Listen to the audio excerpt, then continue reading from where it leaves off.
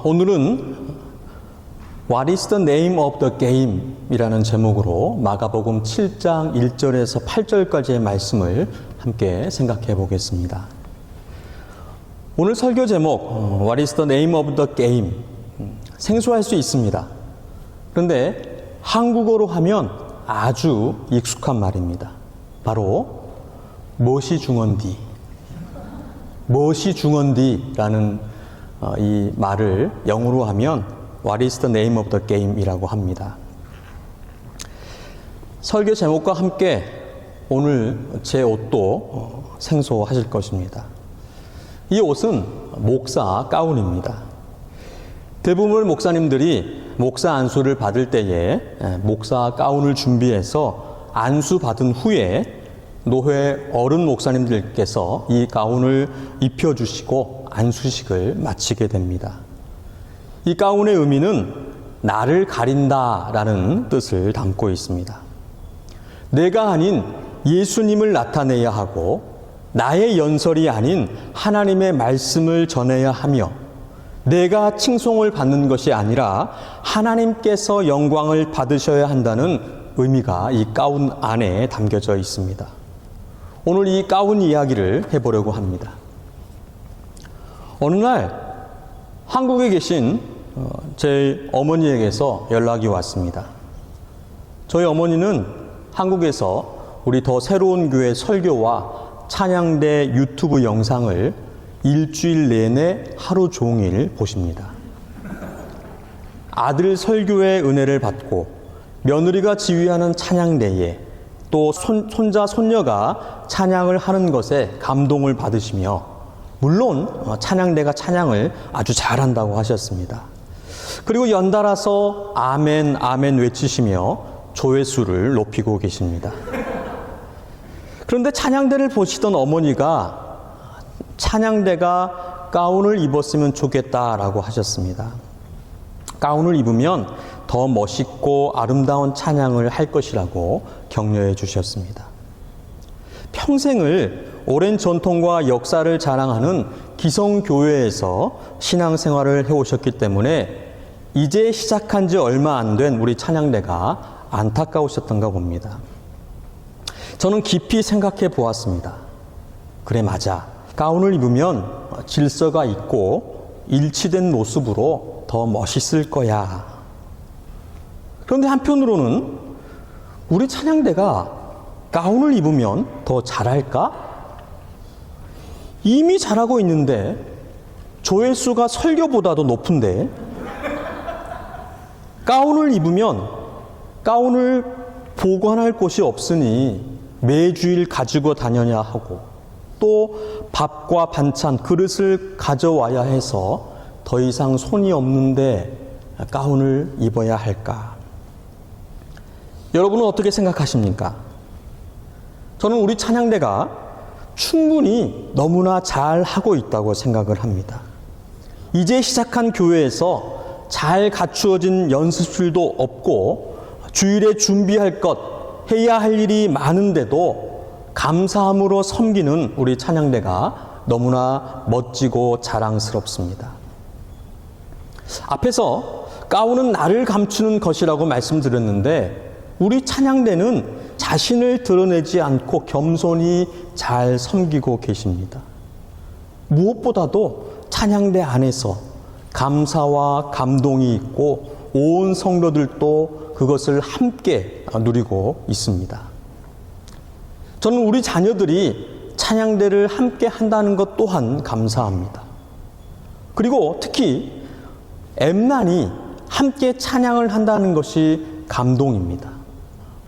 코리안 아메리칸이 아닌 그냥 아메리칸인 엠난이 한국어도 잘 못하는데 여자친구에게 물어 한국말 찬양을 하는 것이 너무나 기특합니다. 무엇보다도 엠난 아버지는 이슬람 교인입니다.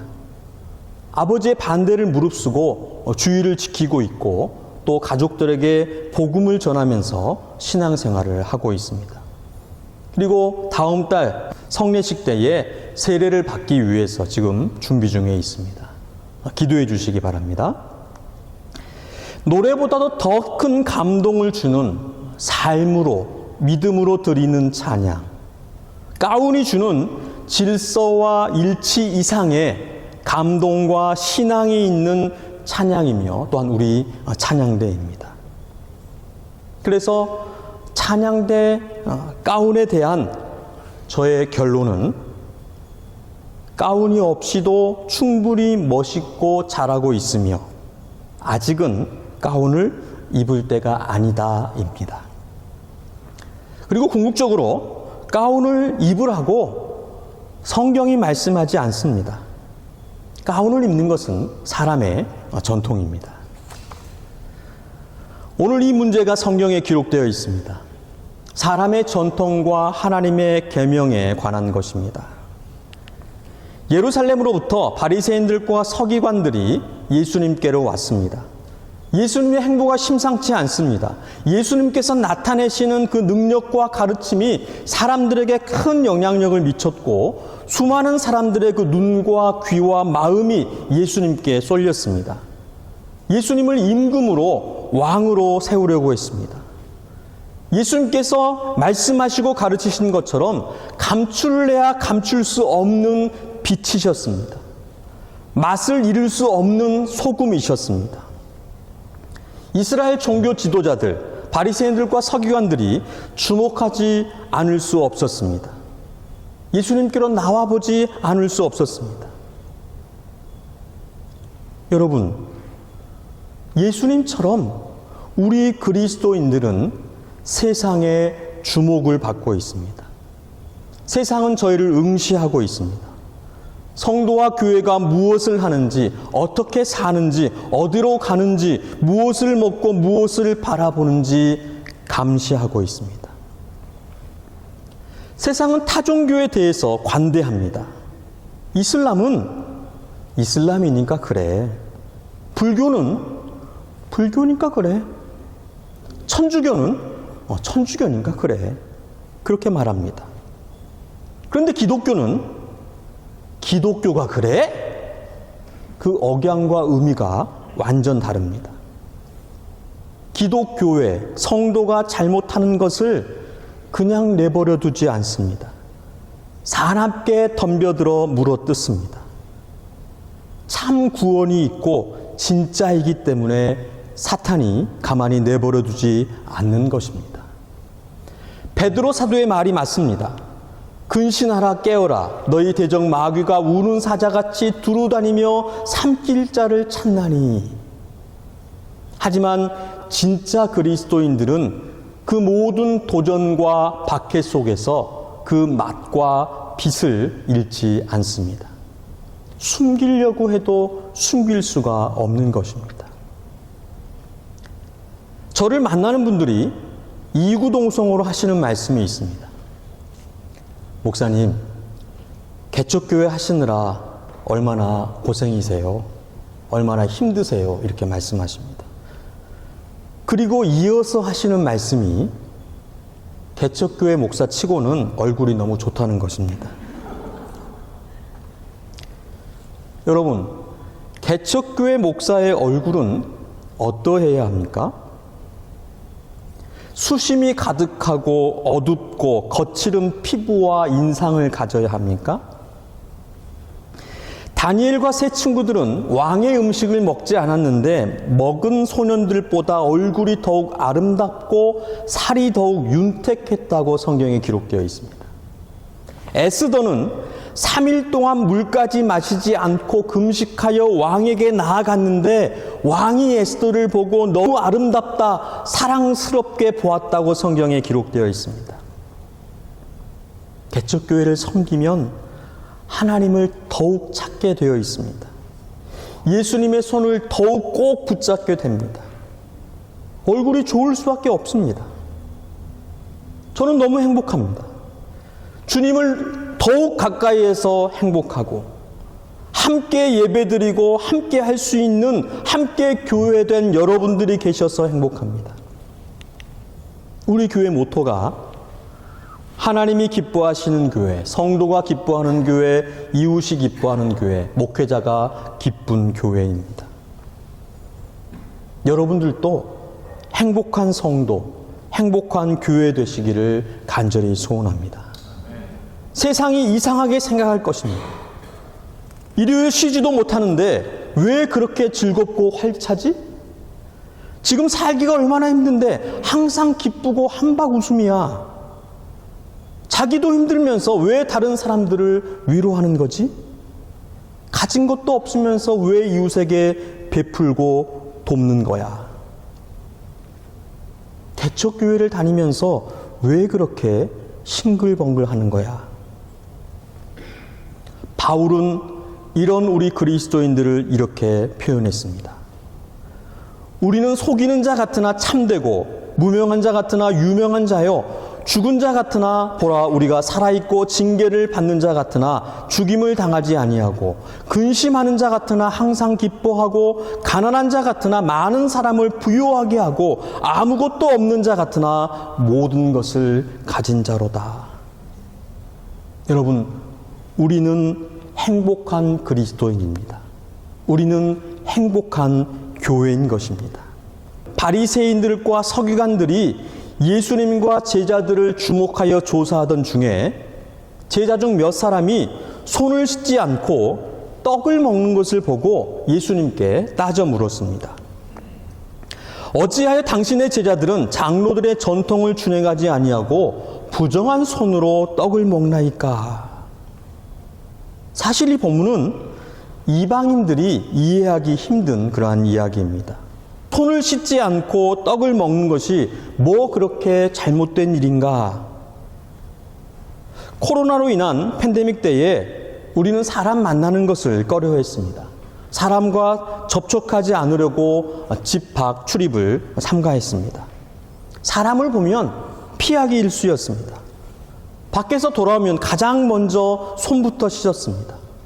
손 세정제를 가지고 다니면서 틈만 나면 손을 씻었습니다. 바로 코로나 바이러스 때문이었습니다. 그런데 예수님 당시에도 그런 바이러스 때문에 손을 씻고 씻지 않는 것을 부정하다 하면서 서로 경계하고 정죄했을까요? 이 손을 씻는 정결례는 병을 예방하기 위해 위생상 했던 관례가 아니라 유대인들의 종교적 전통이었습니다. 그래서 씻지 않는 손에 대해서 더럽다고 하지 않고 부정하다고 했습니다. 이방인들은 이해하기가 힘들었습니다.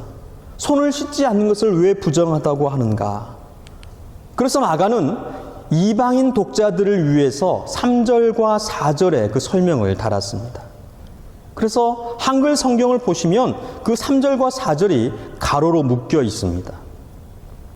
유대인들을 위한 복음서 마태복음은 마태복음 15장에 이것을 기록하고 있는데 거기에는 가로가 없습니다. 그리고 부정한 손이라고 하는 표현을 사용하지 않았습니다.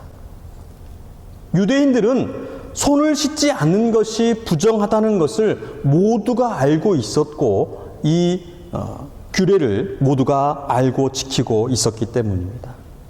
그래서 마가는 가로 안에 3절과 4절의 그 설명 안에 바리새인들과 모든 유대인들은 이라고 명기를 했습니다.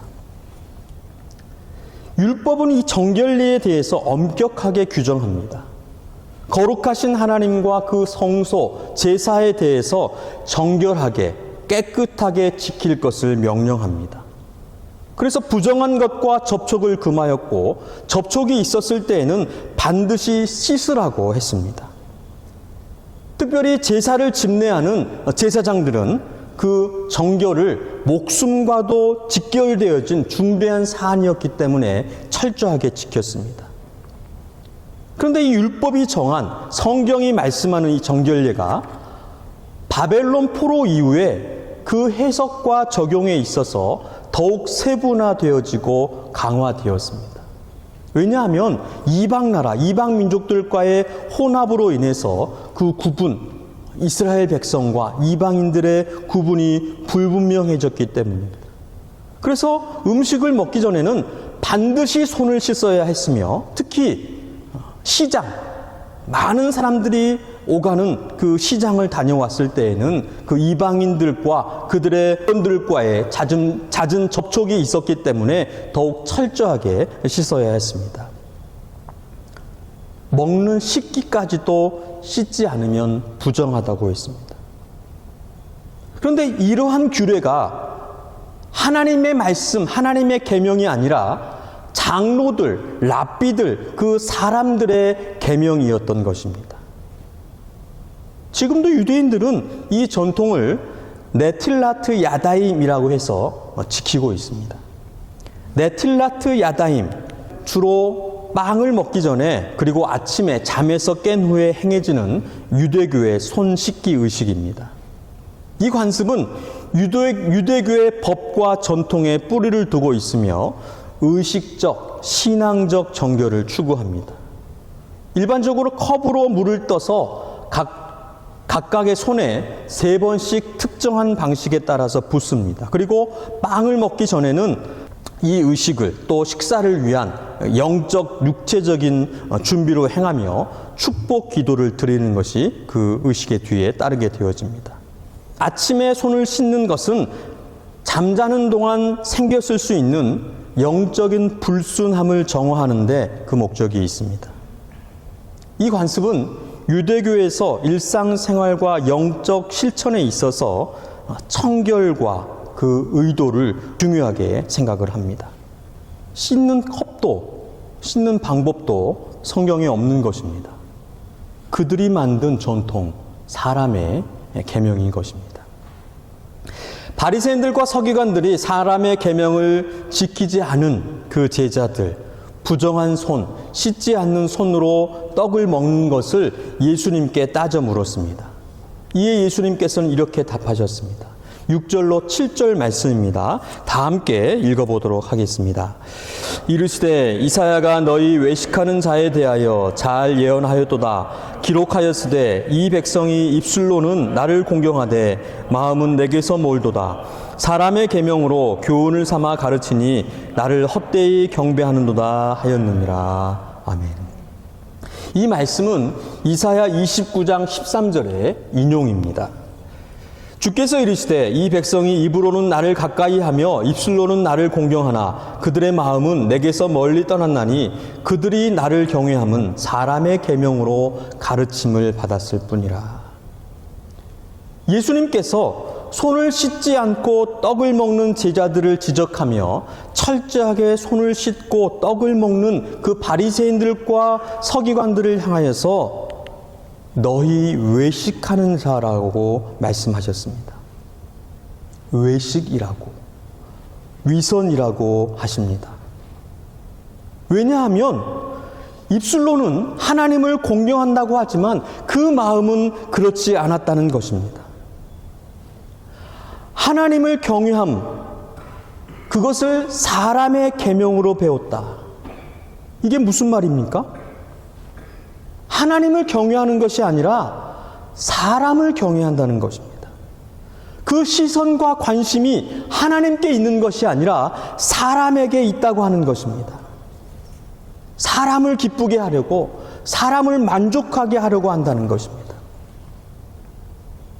제 아내가 아이들에게 가장 강조하는 것이 있습니다.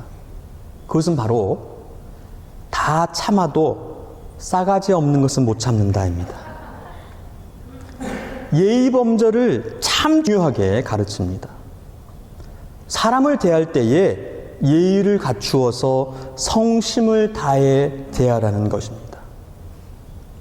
그런데 이렇게 가르치다 보니까 아이들이 사람을 대할 때 본심을 감추고 연기를 하는 것입니다.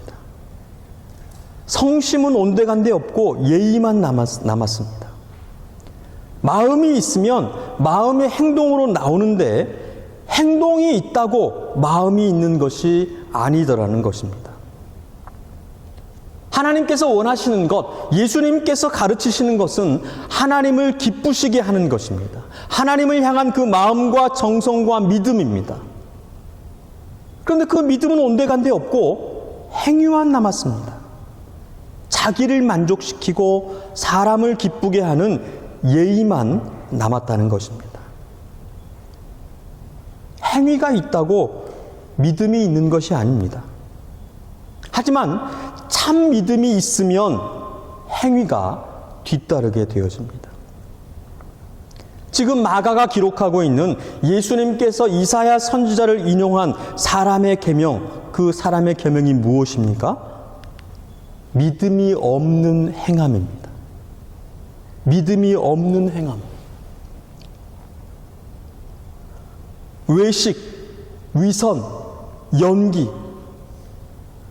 그렇다면 하나님의 계명은 무엇입니까? 행함이 있는 믿음입니다. 행함이 있는 믿음. 그 시선이 어디에 있습니까? 사람의 계명, 믿음이 없는 행함은 사람에게 있습니다. 하나님의 계명, 행함이 있는 믿음은 하나님께 있습니다.